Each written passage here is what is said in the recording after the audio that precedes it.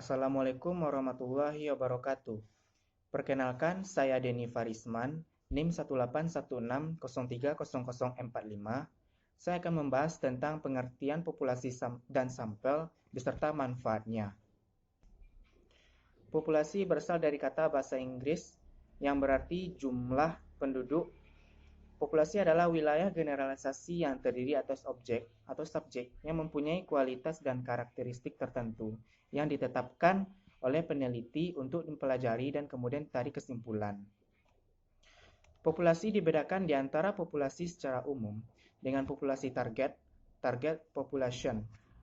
Populasi target adalah populasi yang menjadi sasaran keberlakuan, kesimpulan penelitian kita. Populasi umum penelitian mungkin seluruh guru SMA negeri di Jawa Barat, tetapi populasi targetnya adalah seluruh guru IPA SMA negeri di Jawa Barat.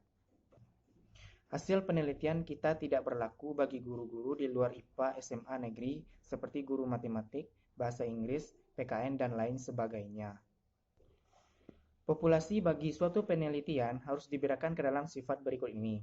Yang pertama, populasi yang bersifat homogen, yakni populasi yang unsur-unsurnya memiliki sifat yang sama, sehingga tidak perlu dipersoalkan jumlahnya secara kuantitatif.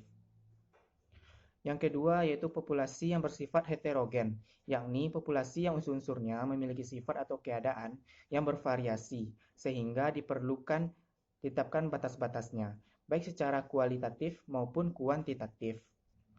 Yang kedua yaitu sampel. Sampel itu berasal dari bahasa Inggris, sampel yang artinya contoh, mengambil sebagian saja dari yang banyak.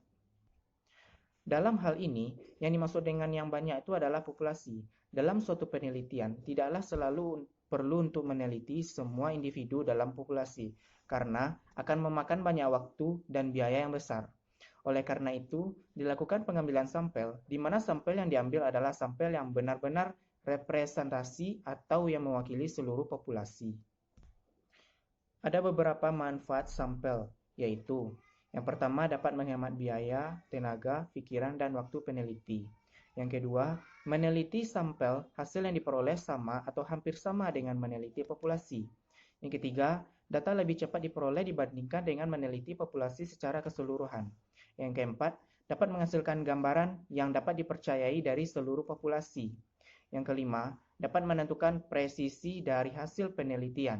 Presisi adalah ketepatan yang ditentukan oleh perbedaan hasil yang diperoleh. Yang keenam, sederhana sehingga mudah dilaksanakan.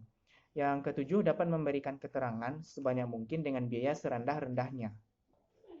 Intinya, manfaat sampel itu adalah untuk memperoleh data yang representatif dalam kaitannya dengan populasi yang menjadi sasaran penelitian.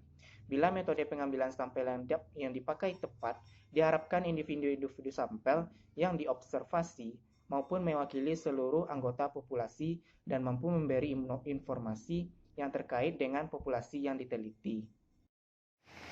Assalamualaikum warahmatullahi wabarakatuh. Saya Jumadil Ikhwan 1816030046. Kali ini saya akan menjelaskan teknik-teknik pengambilan sampel. Secara umum, teknik pengambilan sampel dilakukan dengan cara yang bermacam-macam, tergantung dari jenis penelitian yang hendak dilakukan. Secara garis besar, teknik dari pengambilan sampel terbagi menjadi dua kelompok, yaitu probability sampling dan non-probability sampling. Sekarang kita akan membahas probability sampling. Probability sampling adalah salah satu metode pengambilan sampel yang dilakukan secara random atau acak.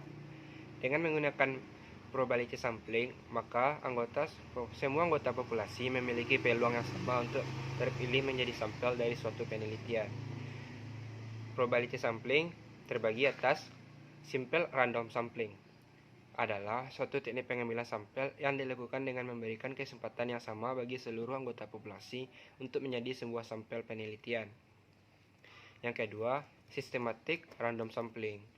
Metode ini menggunakan data interval di dalam memilih sampel penelitian yang akan digunakan. Misalnya, di dalam suatu penelitian membutuhkan 10 sampel dari 100 orang, maka kelompok intervalnya adalah 100 bagi 10 sama dengan 10. Nah, selanjutnya respon tersebut dibagi ke dalam masing-masing kelompok, lalu akan diambil secara acak dari tiap kelompoknya. Contohnya seperti pengambilan sampel yang dilakukan pada setiap orang ke-10 yang datang ke puskesmas. Jadi setiap orang yang datang ke puskesmas di urutan 10, 20, dan 30 dan seterusnya, maka itulah yang akan menjadi sampel penelitian. Yang ketiga, stratified random sampling adalah suatu teknik yang digunakan untuk mengambil sampel dengan berdasarkan pada tingkatan tertentu. Misalnya seperti melakukan penelitian mengenai motivasi kerja pada manajer tingkat atas, manajer tingkat menengah, dan manajer tingkat bawah. Proses pengacakan tersebut harus diambil dari masing-masing kelompok. Yang keempat, cluster random sampling adalah teknik yang digunakan untuk menentukan sebuah sampel secara berkelompok. Mengambil sampel dari jenis ini dilakukan berdasarkan dengan kelompok atau era tertentu. Tujuan dari menggunakan metode ini adalah untuk melakukan penelitian mengenai suatu hal yang terhadap bagian-bagian berbeda di dalam sebuah instansi. Contohnya, melakukan penelitian terhadap kepuasan pasien di ruang-ruang inap, ruang IGD, dan lain-lain. Yang kelima, multi-stage sampling adalah kombinasi dari teknik yang digunakan untuk pengambilan sampel yang dilakukan secara acak bertingkat. Pertama, populasi akan dibagi ke dalam beberapa klaster. Nah, klaster tersebutlah yang nanti akan dikelompokkan ke dalam setara berdasarkan dengan persamaannya. Di dalam suatu setara, satu atau bahkan lebih klaster akan dipilih secara acak. Proses ini akan terus berlanjut hingga klaster tidak dapat dibagi lagi atau sudah menemukan hasil akhirnya. Yang kedua, kita akan membahas non-probability sampling. Teknik ini adalah salah satu teknik pengambilan sampel yang dilakukan sendiri oleh seorang peneliti berdasarkan dengan hasil dari pertimbangan seorang pakar.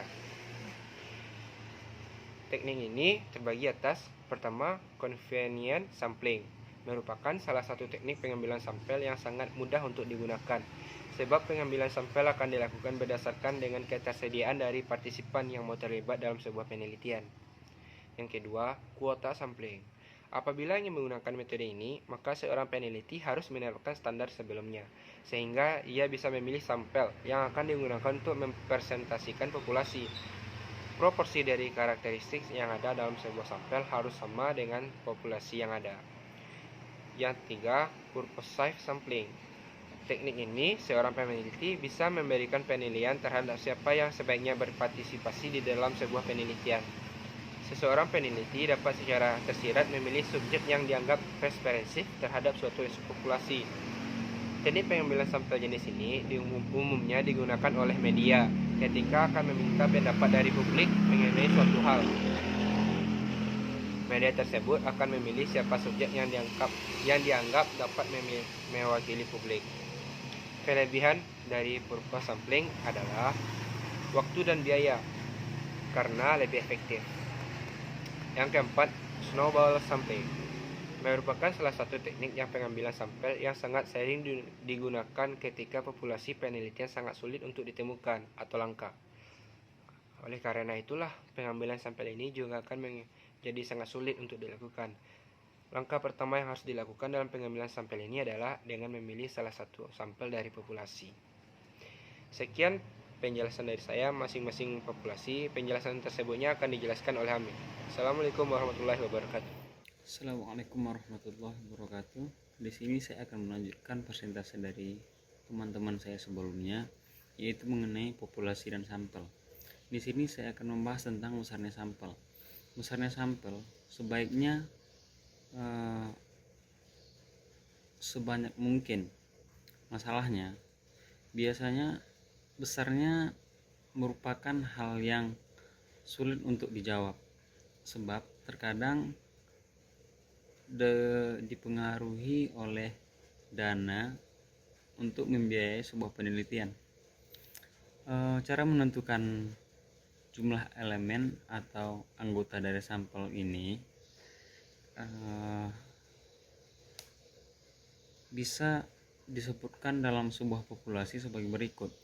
Yang pertama, menggunakan rumus besar. Yang pertama menggunakan rumus Slovin. Dan yang kedua menggunakan interval penaksiran.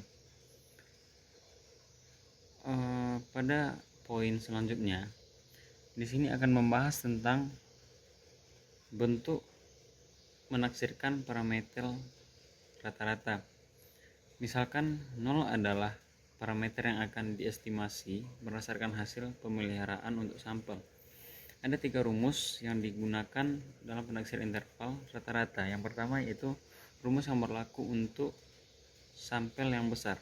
Yang selanjutnya rumus yang digunakan untuk jika populasinya terbatas, dan yang terakhir yaitu rumus yang dilakukan untuk sampel yang kecil. Untuk mendeskripsikan parameter yang proporsi sangat penting digunakan dalam penelitian. Misalnya dalam penelitian pendapat umum untuk mengetahui berapa persen yang setuju maupun yang tidak setuju kepada calon presiden misalnya. Sekian dari saya. Assalamualaikum warahmatullahi wabarakatuh.